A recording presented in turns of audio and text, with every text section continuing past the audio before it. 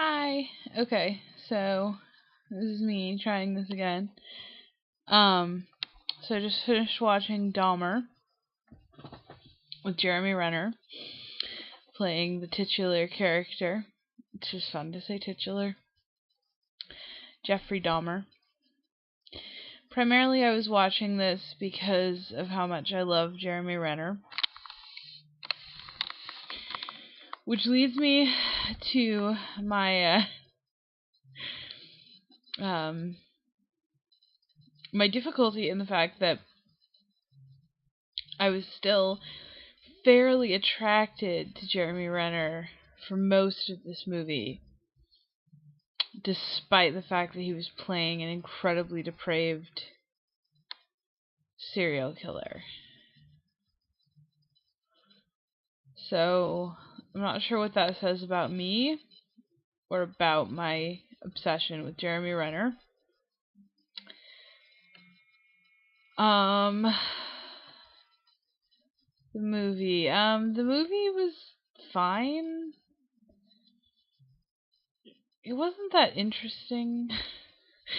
I wasn't really expecting that much from it, so it's fine. But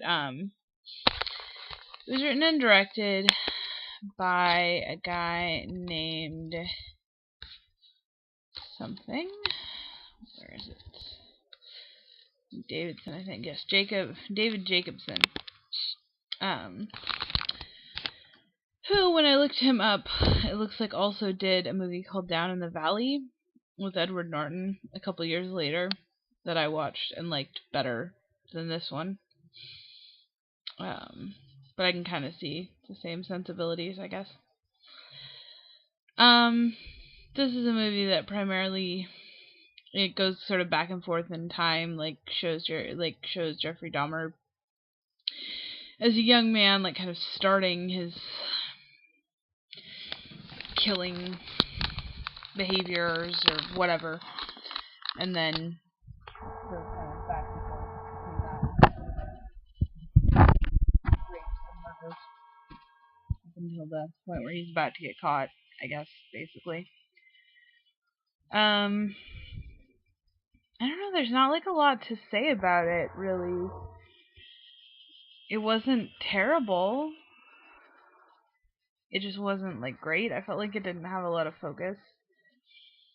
There was nothing, I wasn't sure what the point was. If it was supposed to kind of humanize him, which I guess it did do that. So I might have done that a little too much, considering my attraction.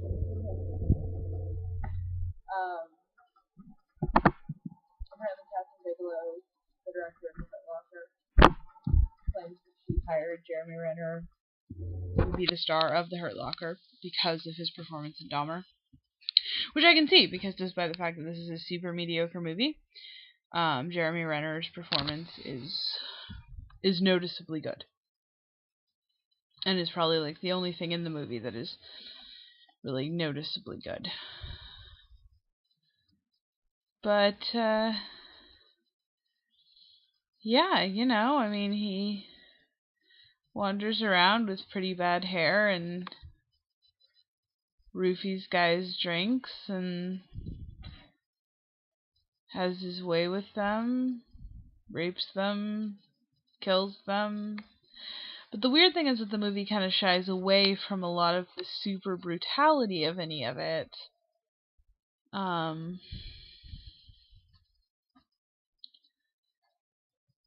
A lot's implied. It's rated R for, among other things, aberrant violence, which is the kind of rating reasons that I love. But it's really not that graphic. Not that I was longing for graphic, but the problem is that it's these really super brutal crimes, and what you're kind of doing is by not actually looking at the super brutal crimes and by only looking at the things that I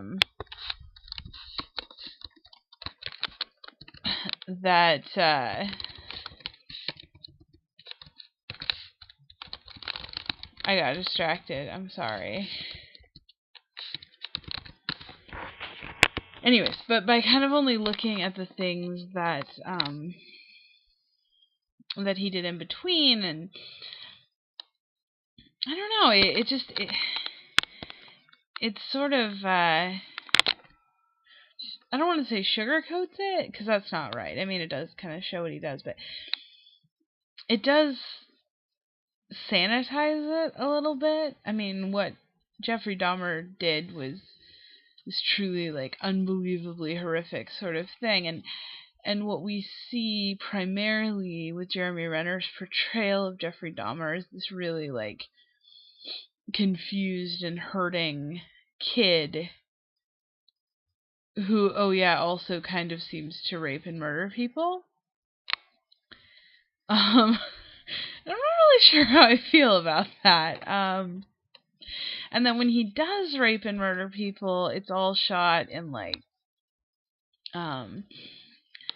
you know, like, we never actually see the rapes, or we see them, but we see them, like, you know, we'll only be looking at him. There's a whole really stylized scene that's all, like, in strobe lights, so, you know, you just see him periodically flashing, or when we see, I don't know if we hardly ever see murder.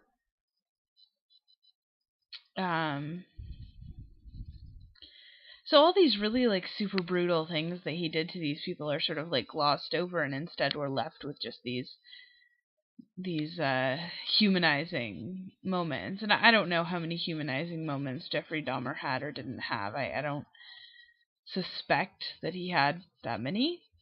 But regardless of whether or not he had that many, to, like, try to display his humanizing moments without also displaying sort of the truly horrific, monstrous behavior that makes him a name that is known, just seems a little disingenuous.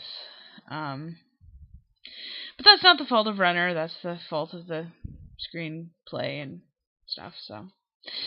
So yeah, it was not a very interesting movie about its subject matter, I guess.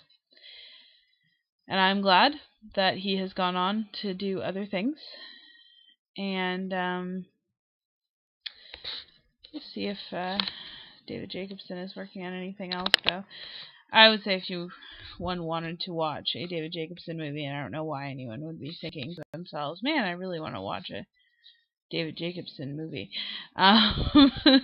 Anyways, but if one did, I liked Down in the Valley quite a lot. Although I haven't watched it in a while, maybe I would feel differently about it now, but when I watched it a few years ago, I think I might even own it. Probably I should watch it again. But when I watched it a few years ago, I thought it was a really interesting movie. More interesting than this movie. So, maybe he's improving. Anyways, so those are more or less my my initial thoughts. Probably the only thoughts that I will ever have on this movie, if it wasn't for the fact that that Jeremy Renner was in it. I'm sure I would never have watched it, so I would never really planned on having that many thoughts about it. Yeah, sorry this video was really rambly and boring. This is why I was not, like, making a video review thread with it. I had considered doing that. If other people will join me, I'll still consider doing that, but I'd rather start it with a review that, like, is of a movie I actually either really liked or really disliked. Not a movie that I'm kind of like, well, it was whatever. And also, this guy was really hot. Meh. So, final review, probably like, I don't know, 2.75 out of 5 or something if I did that, but I don't, so I'll probably give it 3 out of 5. Anyways, that's about all I got. Later.